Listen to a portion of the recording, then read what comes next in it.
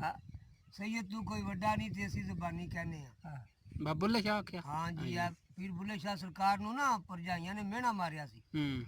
की फरमाया सी भरजाइयां क्या सी बुल्ले नालू चूल्हा चंगा जिदे ते ताम पकाई दा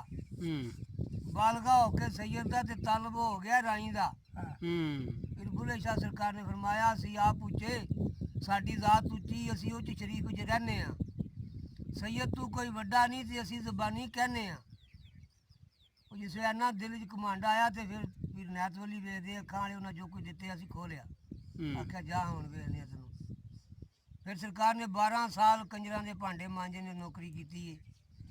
12 साल मंजिल की है जिक्र फिक्र च रहे ने बुल्ले शाह अपने जिक्र फिक्र च भी रहे ने कंजरां की ताबेदारी भी की है मंजिल च रहे ने। 12 साल बाद उन्होंने आख्या चलो मेरे पीर का मेला कंजरां नूं नाल लैके टुर गए ने उत्थे जाके इजाजत लैके ते फिर नचे ने पीर अगे। ते क्या पीर नैत वली नूं पता नहीं आवा बुल्ला पे नचदा है पता आ सारी गल का। फिर भी उसे नच नच के रजे ने ना तो वो पीर नैत वली ने पूछा तू बुल्ला है? फिर सरकार ने फरमाया नहीं मैं भुल्ला आ। बुल्ला नहीं भुल्ला आ। फिर दूजी बारी तू बुल्ला है? आख्या नहीं जी मैं भुल्ला। तीजी बारी फिर रंग सड़िया दोबारा फिर रंगया 12 साल बाद 12 साल बाद पहला थोड़ी जी गलती तू दिल च घमंड आ गया मगरूरी आ गई उस दी वजह तो सब कुछ खो बैठे। तो पहला जिसे लभी ही ना तो किसी ने पूछा बुल्ले शाह तू तो बड़ी छेती मंजिल पा ली है वलैत लभ गई सानू इन्ना अरसा हो गया। हाँ बड़ा बड़ा अरसा हो गया रुलदे। तो फिर बुल्ले शाह सरकार ने फरमाया हा कि ना मैं बहुती रब रब की ना तस्बा खड़काया। तस्बी नूं तस्बा सरकार फरमा गए ना मैं बहुती रब रब की ना तस्बा खड़काया। बुल्ले नूं एक मर्द सी मिलिया जिसे एवें ही चा बख्शाया।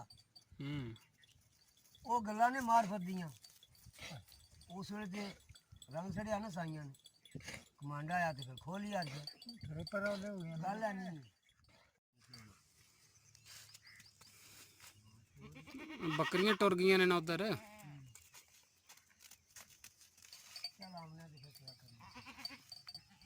देना नहीं है अभी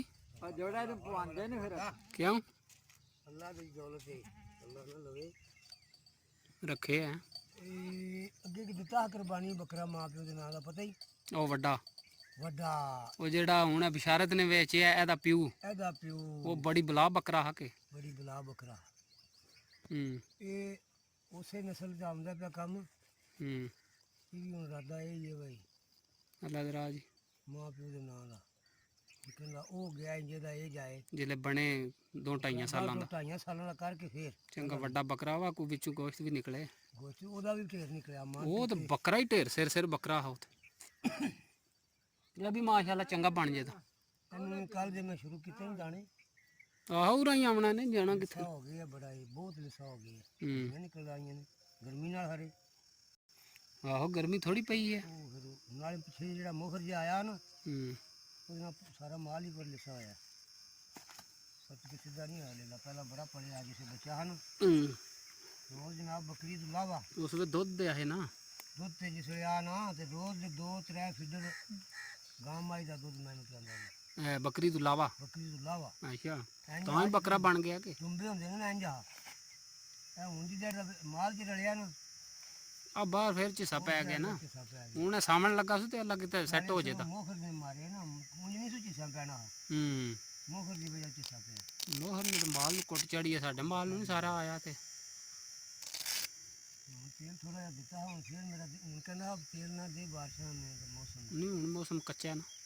जेठ जो हुंदा ना दाने पे पाने हुन दाने ठीक ने लप सियाल च ना आया तो फिर कुछ उतर लावांगे बकरा बनावांगे जिंदगी दी नस्लां दी क्या जड़ा ना ये मैं बेच लांगा किरे अच्छा ते वड्डा जड़ा ना ये मां प्यो दे नाम दा कुर्बानी दियां ए जेड़ा हां ਉਹ ਜਿਹੜਾ ਹੁਣ ਉਹ ਲਈ ਛੱਡੋ ਜੀ ਮੈਂ ਕਹਿਣਾ ਨਾ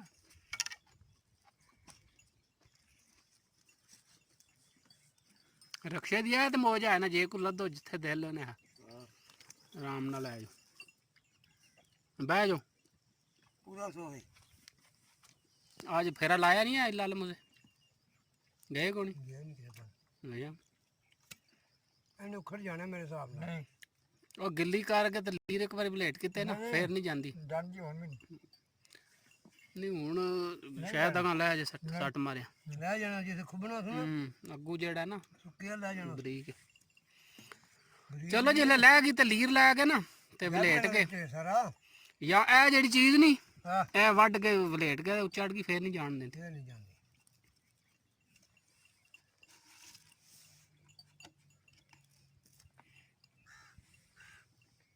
ਮਾਲਾਂਗਾ ਤੇ ਨਹੀਂ ਗਏ ਆ